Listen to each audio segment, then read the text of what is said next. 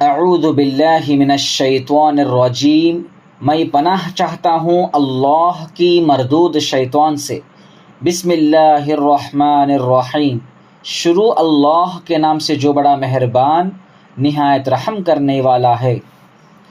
وَآتُوا النِّسَاءَ صَدُقَاتِهِنَّ نِحْلَةً فَإِن طِبْنَ لَكُمْ عَن شَيْءٍ مِّنْهُ نَفْسًا فَكُلُوهُ هَنِيئًا مَرِيئًا، اور عورتوں کو ان کے مہر خوشی سے دے دیا کرو، اگر وہ اپنی خوشی سے اس میں سے کچھ تم کو چھوڑ دے تو اسے مزے سے کھا لو۔ اس آیت میں دو باتیں بتلائی گئی ہے۔ پہلی بات، عورتوں کو ان کے مہر خوشی سے دے دیا کرو۔ دوسری بات، اگر عورتیں خود ہی مہر کا کچھ حصہ خوش دلی سے معاف کر دے تو اسے خوشگوار اور مزے سے کھا لو۔ میرے محترم بھائیو بہنوں، زمانے جاہلیت میں عرب میں مہر سے متعلق مختلف شکلوں سے ظلم ہوتا تھا۔ ایک شکل یہ تھی کہ مہر جو لڑکی کا حق ہے اس کو سرے سے دیا ہی نہیں جاتا تھا، لڑکی کے سرپرست اس کے شوہر سے مہر وصول کر لیتے تھے۔ ظاہر ہے یہ سراسر ظلم ہے۔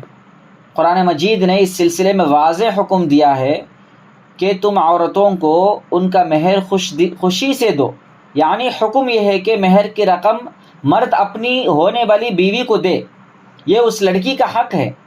یہ رقم لڑکی کے سرپرست کو نہ دے، اور اگر لڑکی کے سرپرستوں کو دیا جائے تو ان کی ذمہ داری ہے کہ مہر کی یہ رقم لڑکی کے حوالے کر دے، اس رقم کو اپنے خرچ میں نہ لائے۔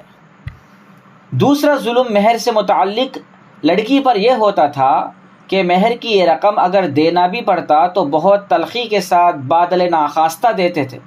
قرآن مجید نے لفظ نحلتن کہہ کر اس بات پر زور دیا کہ مہر کی جو رقم تم لڑکی کو دیتے ہو خوشی سے دو، بوجھ سمجھ کر، مجبوری کی صورت بنا کر مت دو۔ ہاں، اگر لڑکی ہی خود سے کسی دباؤ کے بغیر یا کسی قسم کی زبردستی کے بغیر اندر کی جذبات سے دل کی گہرائی سے دے یا معاف کر دے تو شوہر خوشگواری کے ساتھ اس کو کھا سکتا ہے، استعمال کر سکتا ہے۔ مہر کے سلسلے میں اگر شوہر اپنی بیوی پر زبردستی کرے گا، زبردستی منوا کر معاف کروا لے گا یا لکھوا لے گا یا دھوکہ دے کر دستخط کروا لے گا یا انگوٹھا لگوا لے گا اور مہر کی رقم اینٹ لے گا تو یہ اس کے لیے ناجائز ہے۔ یہ مہر کا حق اس پر بہرحال باقی رہے گا، دنیا میں اگر نہ دیا تو آخرت میں تو ادا کرنا پڑے گا۔ رسول اللہ صلی اللہ علیہ وسلم نے ارشاد فرمایا، خبردار ظلم نہ کرو، اور اچھی طرح یہ بات سمجھ لو کہ کسی شخص کا مال دوسرے شخص کے لیے حلال نہیں ہے جب تک کہ اس کے نفس کی خوشی سے حاصل نہ ہو۔ وآخر دعوانا ان الحمد للہ رب العالمین۔